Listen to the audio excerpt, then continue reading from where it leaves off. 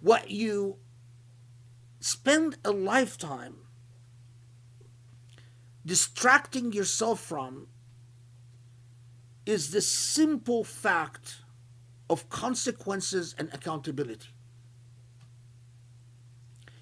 That none of these dynamics, with the drive to augment and increase, is without consequence.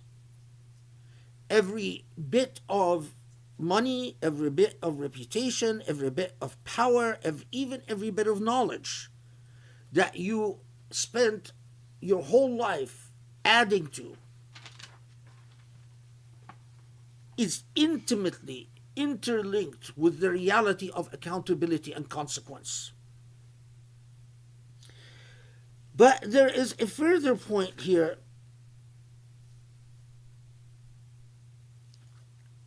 This is actually, as people like Razi said, and the language actually it says, إن كل أحد يعلم القبح يعلم قبح الظلم والكذب وحسن العدل والصدق، ولكن لا يعرف قدر آثارها ونتائجها،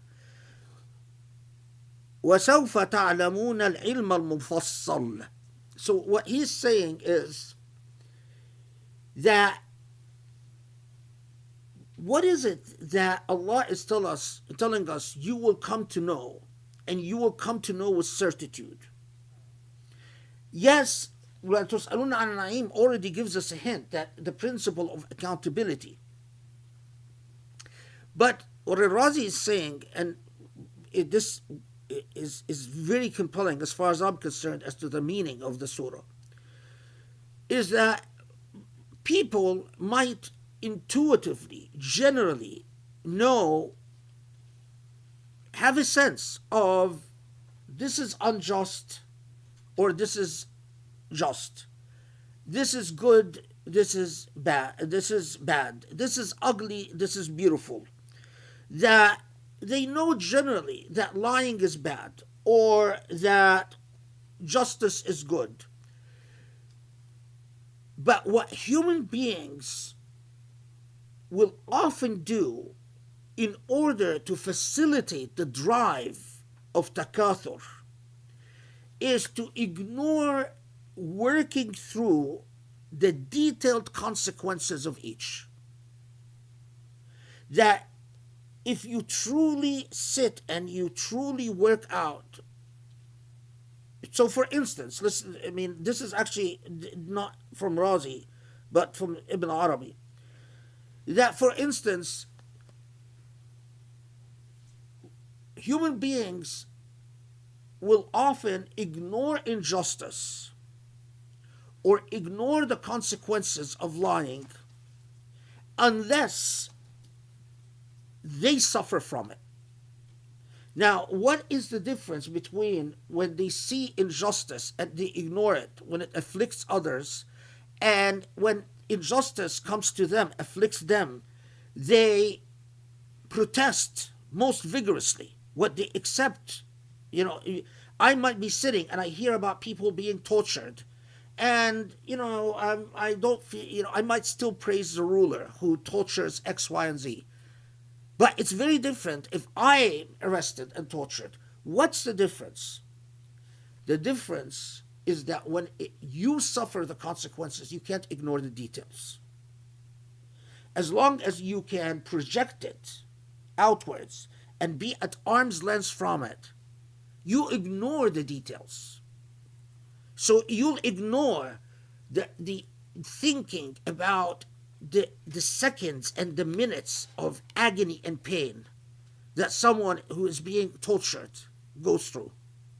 You will ignore how it feels to be degraded and humiliated. You will ignore what their family goes through. You will ignore the fact that their loved ones can't sleep at night and can't eat and can't think. You will ignore the fact that their children can't focus on their school and their lives as being. You will ignore all types of things. But when you suffer it, when it comes to you personally, then you can't ignore the details. And that's the difference. And what Arazi is saying and someone like also Ibn Arabi says the same thing, but in a different form, that when you see as Jahim, what is Jahim here means is the truth of consequences. You will not need to have suffered the truth of things to know the details. They will be laid bare to you. You will see the result of the injustice you've committed in the minute details of the reality of the thing. You will see the consequences of lying. You will see the consequences of every bit of backbiting, every bit of slander. You will see the consequences of every bit of jealousy.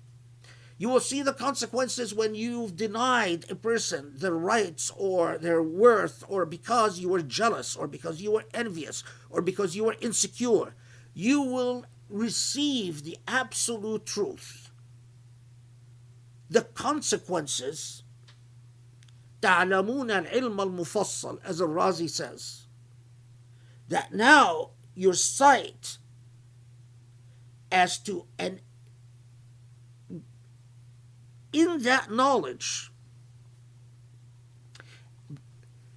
why does Allah describe لَتَرَوُنَّ الجحيم, you will see as Jahim, before that will happen, before لَتُسْأَلُنَّ عَنِ النَّعِيمِ, that before you are asked about the blessings that you've enjoyed.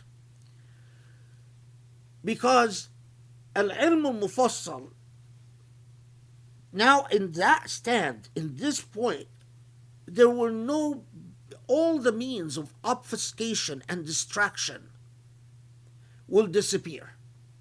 And you will no longer at that point be able to convince yourself of all the things that human beings use to convince themselves of in order to ignore the confronting the consequences of their moral choices. At-Takathur is a relationship to materiality. Now, the relationship to materiality and to self-interest has moral consequences.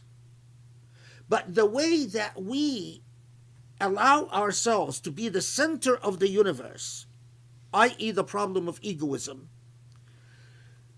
the way we allow ourselves to be that is by ignoring the moral consequences.